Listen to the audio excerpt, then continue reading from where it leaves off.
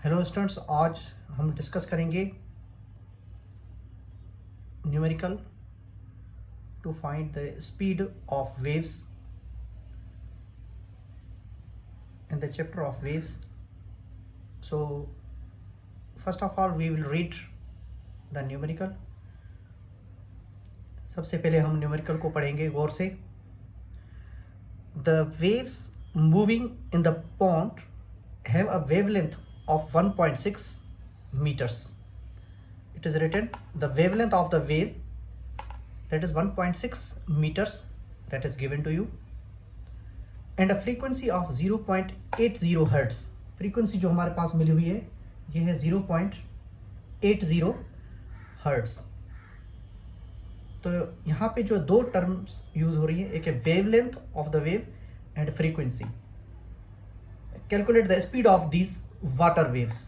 ये पॉन्ड में जो है वेव्स हैं, पॉन्ड में वाटर की जो वेव्स हैं, जो वाटर मूव हो रहा है और वेव्स जो मूव हो रही हैं, तो वेव की वेवलेंथ जो है वो है 1.6 मीटर्स और फ्रीक्वेंसी जो है 0.80 हर्ट्स। तो हमें स्पीड निकालनी है वाटर वेव्स की। तो सबसे पहले आप सबको पता है कि वेव्स जो होती हैं वो इस फॉर्म में होती हैं, और वेव्स के जो है दो पोर्शन जो होते हैं, इंडेक्स लाइन से ऊपर जो है वो पोर्शन जो है वो उसको कहते हैं क्रेस्ट, और नीचे वाला जो पोर्शन है ये ट्रफ होता है। ये क्रेस्ट है और ये ट्रफ है। और वेव की शक्ल जो है, जिस पॉइंट पे जो है ये इंडेक्स लाइन पे मूव होता है, मीट करता है, जिस पॉइंट पे ये मीट करता है इंडेक्स लाइन पे, इस पॉइंट को कहते हैं नोड्स। एंड और जो पीक पॉइंट्स जो होती हैं, ऊपर वाली पीक पॉइंट और नीचे वाली पीक पॉइंट्स, ये जो वेव्स की है ये है एंटी नोड्स। ये भी एंटी नोड है और ये भी एंटी नोड है। और ये वाले जो पॉइंट्स है जहाँ पे ये मीट करते हैं ये वेव, तो इसको कहते हैं नोड्स। सही है।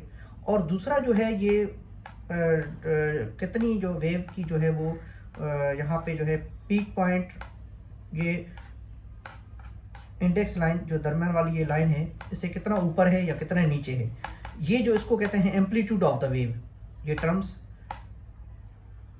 याद रखिएगा, इसको कहते हैं एम्पलीट्यूड। ये भी एम्पलीट्यूड है कि इसका एम्पलीट्यूड कितना है, मतलब इसकी ये जो पीक पॉइंट के कितना ऊपर है या कितना नीचे है, ये एम्पलीट्यूड है। ये दोनों यहाँ से लेकर यहाँ तक फासला, और ये जो है ये नोड्स हैं और ये एंटी नोड्स हैं। ये ऊपर वाला पोर्शन जो है ये इसको क्रेस्ट कहते हैं और नीचे वाले को ट्रफ कहते हैं। और एक क्रेस्ट और दूसरा ट्रफ, ये दोनों मिलकर यहाँ से लेकर यहाँ तक जो फासला है, इसको कहते हैं वेवलेंथ।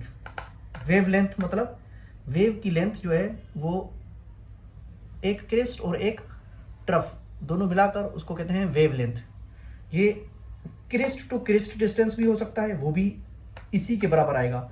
यहाँ ट्रफ से लेकर ट्रफ का जो एंटी नोड है, इस एक ट्रफ के एंटी नोड से लेकर दूसरे ट्रफ के एंटी नोड तक भी जो फासला होगा वो भी वेवलेंथ के बराबर ही आएगा। और एक क्रेस्ट के एंटी नोड से लेकर दूसरे क्रेस्ट के एंटी नोड तक भी फासला जो है वो भी वेवलेंथ के बराबर ही आएगा। तो वेवलेंथ जो है असल में हमारे पास ये पूरा जो है, यहाँ से एक क्रेस्ट और एक ट्रफ जो है ये पूरा मिलकर एक कंप्लीट साइकिल होता है।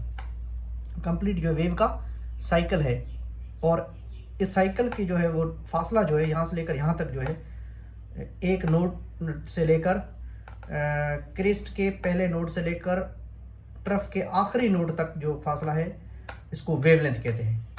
Wavelength of the wave. Wavelength मतलब वेव की लेंथ, जो एक साइकिल की लेंथ होती है असल में। और दूसरा फ्रीक्वेंसी का मतलब है, जो हमें यहाँ पे जो है 0.80 हर्ट्स जो गिवन है हमारे पास।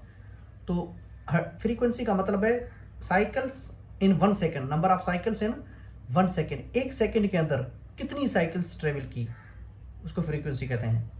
तो यहाँ पे हम देखेंगे कौन कौन सी चीज़ें गिवन है। सबसे पहले ये वेवलेंथ गिवन है। तो हम जो भी चीज़ें गिवन होती हैं किसी भी न्यूमेरिकल में, किसी प्रॉब्लम में जो भी चीज़ें गिवन होती हैं, सबसे पहले हम डेटा में लिखेंगे। सबसे पहले डेटा की हेडिंग लगाएंगे। जैसे यहाँ पे डेटा की हेडिंग लगी हुई है, डेटा में हम पहले वेवलेंथ लिखेंगे। वेवलेंथ जो हमारे पास जो गिवन है हमारे पास वो है वेवलेंथ को हम लैम्बडा से शो करते हैं। ये लैम्बडा है, ये जो लेटर लिखा हुआ है ये लैम्बडा लिखा हुआ है, लैम्बडा पढ़ते हैं इसको। ये वेवलेंथ की निशानी है और ये जो हमारे पास गिवन है 1.6 मीटर्स, 1.6 मीटर्स ये वेवलेंथ है। और दूसरा जो हमारे पास है यहाँ पे फ्रीक्वेंसी गिवन है। फ्रीक्वेंसी जो हमारे पास जो गिवन है यहाँ पे 0.80 हर्ट्स, फ्रीक्वेंसी को एफ, स्मॉल एफ से डिनोट करते हैं और वो है 0.80 हर्ट्स। हर्ट्स का मतलब है साइकिल्स पर सेकेंड, नंबर ऑफ साइकिल्स एक सेकेंड में। तो एक सेकेंड में ये वाटर की वेव्स हैं और उसकी वेव की लेंथ जो है वो है 1.6 मीटर है। और फ्रीक्वेंसी जो है मतलब उसके जो वाटर की साइकिल्स जो हैं, वेव्स की साइकिल्स जो हैं वो एक सेकेंड में 0.80 साइकिल ट्रेवल कर रही है। 0.80 मतलब एक साइकिल पूरी भी ट्रेवल नहीं कर रही, उससे कम कर रही, 80% मतलब ये साइकिल ट्रेवल कर रही है एक सेकेंड में।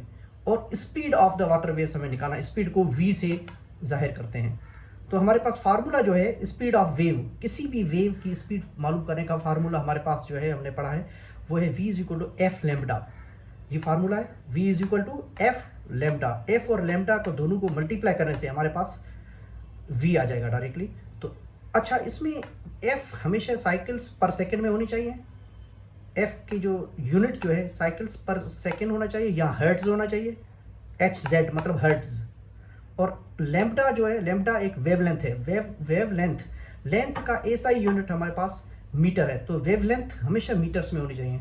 अगर यहाँ पे सेंटीमीटर में या मिलीमीटर में हो तो उसको हमें कन्वर्ट करना है। जैसे एक मीटर में 100 सेंटीमीटर होते हैं, तो अगर सेंटीमीटर में गिवन होगी तो 100 से डिवाइड करेंगे तो हमारे पास मीटर में आ जाएगा। अगर मिलीमीटर में गिवन होगी तो 1000 से डिवाइड करेंगे, क्योंकि एक मीटर में 1000 मिलीमीटर्स होते हैं। तो इसी तरह वेवलेंथ का यूनिट मीटर्स में ही होना चाहिए। अगर नहीं होगा तो सबसे पहले वो कन्वर्ट करना पड़ेगा, उसके बाद में हमें इस कैलकुलेशन इसमें पुट करके कैलकुलेशन करनी पड़ेगी, वरना हमारा आंसर इनकरेक्ट आएगा, सही नहीं आएगा। क्योंकि बहुत सारे बच्चे ये गलती करते हैं कि यहाँ पे यूनिट्स जो है ना, यूनिट्स एसआई यूनिट्स पुट नहीं करते।